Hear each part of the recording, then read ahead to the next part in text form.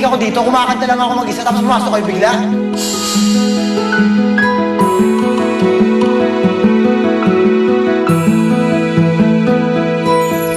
Bakit kaya hindi siya mawala sa isip ko? Sino kaya siya?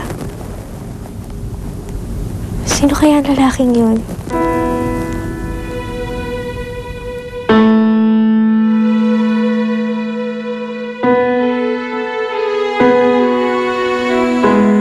Prince,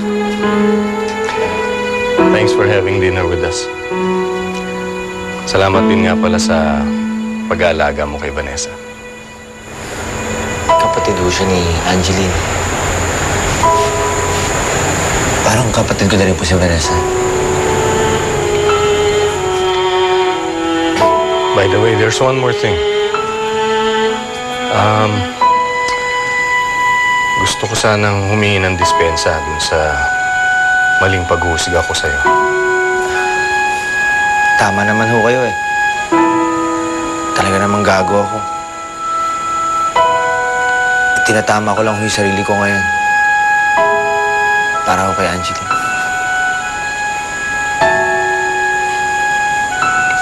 Nice to hear that.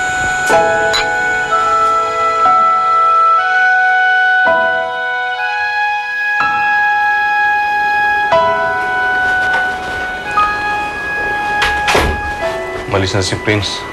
Umuwi na. Alam mo, mabait naman pala yung batang yan, ano? Mukha naman. At siya ang nagpaliwanag kay Vanessa tungkol sa kalagayan ko. Siguro pareho kami ng nararamdaman ngayon. Malamang. Alam mo, sana this time di na ma-disappoint si Vanessa, no? Sana magkatotoo na yung mga pinangako mo sa kanya. And happy rin nga ako at nagkaayos na rin kayo. Susubukan ko na yun.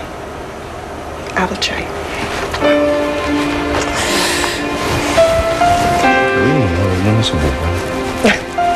Para naman sa bata.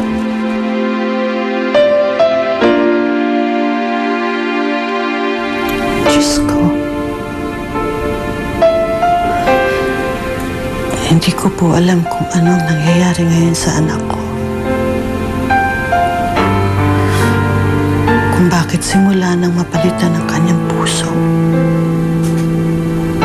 Maraming mga bagay ang kakaiba sa kanya.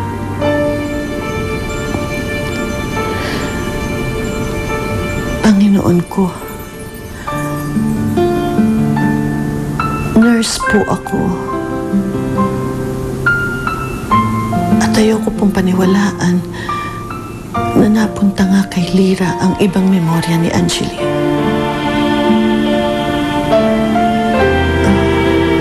Wag po, Panginoon ko.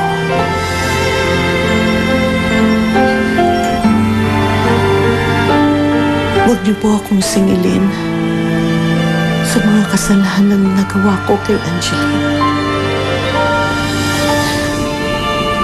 Huwag niyo po akong singilin sa pamamagitan ng aking anak.